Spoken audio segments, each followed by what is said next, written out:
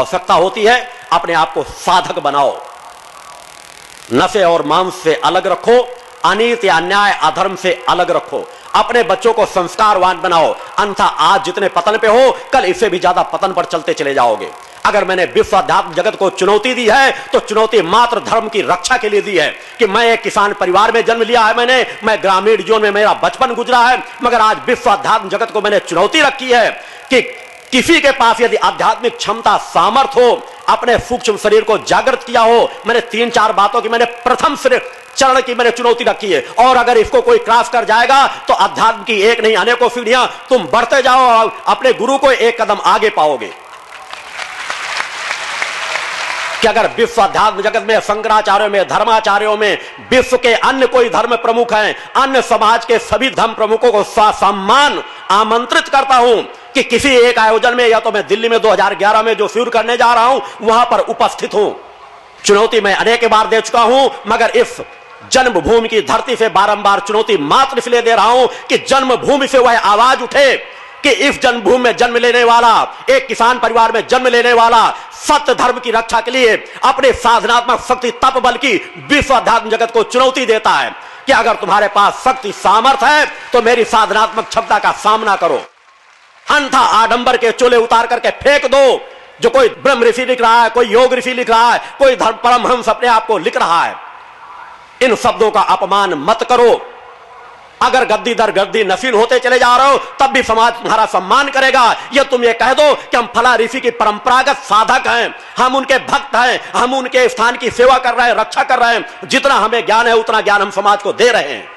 इसलिए श्रेणियां बांटी गई थी कि साधु कौन होंगे, संत कौन होंगे, मुनि कौन होंगे, ऋषि कौन होंगे, मगर आज इन सब परंपराओं को धराशायी कर दिया गया है। मैं एक ऋषित्व का जीवन जीता हूं, उस अवस्था का जीवन जीता हूं कि मैंने कहा इस भूतल पर अगर मेरी चेतना का कोई सामना कर लेगा, अगर वो कहेगा तो मैं सर काट के उसके चरणों में चढ़ा दूंगा। आजीवन गुलामी के लिए कहेगा तो आजीवन उसके तलवे चाटूंगा। अगर कोई व्यक्ति ऐसा आकर के खड़ा हो जाएगा जो चेतनात्मक क्षमता से मुझे पराजित कर देगा। बोलो गुरुदेव भगवान की जय। और धर्म रक्षा के लिए यह नितांत आवश्यक है।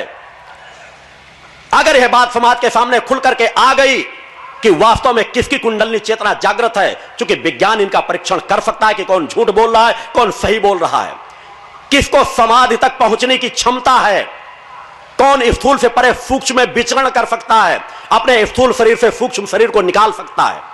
कम से कम विज्ञान इन बातों का परीक्षण करने की पात्रता रखता है कि कौन झूठ बोल रहा है, कौन सत्य बोल रहा है।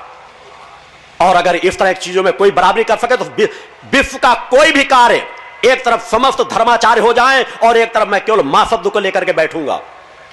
किसी प्रकार की समस्या समाज की, किसी प्रकार की घातक से घातक बीमारी को एक प्रकार के 2 मरीज दोनों पक्ष में रख दिए जाएं और देखें क्या वह ठीक कर पाते हैं कि मैं अपने स्पर्श मात्र से ठीक कर देता हूं। बोलो गुरुदेव भगवान की जय। मेरा यह लक्ष्य नहीं, चमत्कार करना मेरा लक्ष्य नहीं, मगर धर्म रक्षा के लिए मैंने कहा है अगर हिंदुस्तान में विश्व स्तर का एक सम्मेलन होता है तो एक बार मैं वह बड़ा चमत्कार करने में भी अपने आप को पीछे नहीं रखूंगा जिसकी किसी ने कल्पना भी नहीं की। समाज सत्य को, इसलिए कोई साधक का जीवन जीना ही नहीं चाहता, तपस्वियों का जीवन जीना ही नहीं चाहता। उन्हें किसी चीज का ज्ञान नहीं, मैं पूर्व जीवन में कौन था, इस जीवन में कौन हूं और मेरा अगला क्या होगा, मेरे लिए सभी कुछ खुले हुए हैं। काल का कोई चक्र मुझसे छिपा नहीं। इसके समाज के बीच मैंने सैकड़ों प्रमाण दिए हैं, भूत भविष्य वर्तमान के एक नहीं सैकड़ों घटनाओं को मैंने स्पष्ट वर्णन किया है। न मैं अज्ञानता का जीवन जीता हूं और न अज्ञानता के जीवन के लिए समाज को बढ़ाता हूं। एक शब्द अगर कहता हूं तो उसके सैकड़ों प्रमाण पहले समाज को दे चुका होता हूं। मैं एकांत साधनाओं में रत रहता हूं, फिर भी समाज में जनजागरण अगर गति से बढ़ता चला जा रहा है तो उसके पास है वो चेतना तरंगे जो माता आदि शक्ति जगनी जगदंबा से मुझे प्राप्त होती है और मैं समाज में जन कल्याण के लिए उन्हें प्रवाहित करता रहता हूं। साधनात्मक तपस्या को व्यक्ति दूसरों को दान दे सकता है, समर्पित कर सकता है, अगर उसके अंदर पात्रता भरी हुई है, उसका घट भरा हुआ है। यह प्रकृति का स्वाभाविक विधान है। मगर वह जो आज बड़े बड़े भेषधारी समाज में फैल रहे हैं, चूंकि यह बात मुझे भले उनको कटु लग रही होगी, मगर मैंने चुनौती दी है कि वास्तव में अगर तुमने अपने मां के स्तन का दूध पान किया है तो मेरी साधनात्मक क्षमता का सामना करो, अन्यथा यह बेस उतार करके फेंक दो। बोलो गुरुदेव भगवान की जय। और अगर सत्य समाज के सामने रखोगे तो ससम्मान स्वागत करूंगा। क्योंकि मैं इसीलिए आप लोगों को साधक बना रहा हूं, क्योंकि समाज का कर्तव्य होना चाहिए। मैंने अपने सैकड़ों शिष्यों के जो बड़े बड़े दाढ़ी बाल रखाए थे, उनके दाढ़ी बाल मुड़वा के उन्हें साधक का स्वरूप दिया कि दाढ़ी बाल रखा करके साधु संत का भेष तब धारण करो जब तुम्हारे अंदर वह पात्रता हो। तुम अपने आप को सिर्फ साधक कहो कि हम साधक हैं, हम स्वतः अपने जीवन में आत्म कल्याण कर रहे हैं और जन कल्याण कर रहे हैं। और यही उन धर्म प्रमुखों का होना चाहिए कि उन्हें बताना चाहिए कि हम अपने गुरुओं की गद्दी की रक्षा कर रहे हैं, हमें जितना ज्ञान है उससे हम अपने जीवन को सुधार रहे हैं और समाज को सुधार रहे हैं। मगर हर व्यक्ति समाज को गुमराह कर रहा है कि हमने अपने इष्ट के दर्शन किए हैं। मैंने उन्हें चुनौती दी है कि विज्ञान के मशीनों के सामने खड़े हों और बताएं कि क्या उन्होंने इष्ट के दर्शन किए हैं, नहीं किए। विज्ञान अपने आप देख लेगा कि सत्य बोल रहे हो या असत्य बोल रहे हो।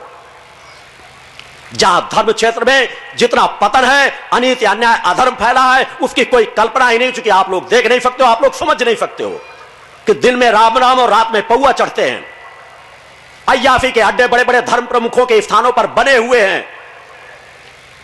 आपका गुरु चुनौती देता है कि समाज क्या कहता है मेरे संगठन के लिए, मेरे लिए, मगर बचपन से आज तक यदि एक भी कदम ऐसा बता देंगे कि मेरे द्वारा, मेरे संगठन के द्वारा, जो मेरे नजदीक शिष्य हैं उनके द्वारा एक भी अनित अन्याय धर्म का रास्ता तय किया जा रहा है, तो मैं कहा 5 साल का बच्चा भी अगर कह देगा तो उससे भी मैं माफी मांग लूंगा। मैं स्वतः अपने जीवन को कठोरता से उन संकल्पों से हाथ पर बांध करके रखता हूं कि मेरा अगर एक कदम अनीति अन्याय धर्म के पथ पर बढ़ने से पहले मेरा यह शरीर अपने आप नष्ट हो जाए। मैं साधक का जीवन जीता हूं, बचपन से आज तक मैंने साधक का जीवन जिया।